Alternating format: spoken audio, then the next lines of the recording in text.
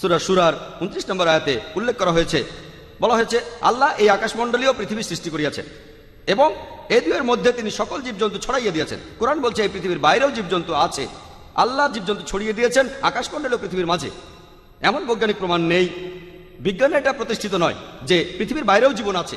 কিছুদিন হলো আমরা এখন রকেট পাঠাচ্ছি, বিভিন্ন গ্রহে স্পেসশিপ পাঠাচ্ছি, স্যাটেলাইট রয়েছে ইত্যাদি। আর মাত্র কয়েক মাস আগে খবরের কাগজে এসেছে যে মঙ্গল গ্রহে কিছু জিনিস পাওয়া গেছে যাতে প্রমাণ করা যায় মঙ্গল গ্রহে জীবন থাকতে পারে। আর এই সম্ভবত গত পরশুদিনের টাইমস অফ ইন্ডিয়ার খবরটা এসেছিল যে চাঁদে বিজ্ঞানীরা পানি খুঁজে পেয়েছে। তাহলে ভবিষ্যতে গবেষণার জন্য সুবিধা হয়ে গেল, আমাদের পৃথিবী থেকে চাঁদে পানি নিয়ে যাওয়ার দরকার নেই, চাঁদের পানি পাওয়া যাবে আর সেই পানি ব্যবহার করা যাবে, আমাদের তাতে কোনো সমস্যাই হবে না। বিজ্ঞান বলছে যে এই সম্ভাবনাটাই বেশি যে এই পৃথিবীর বাইরে জীবন রয়েছে।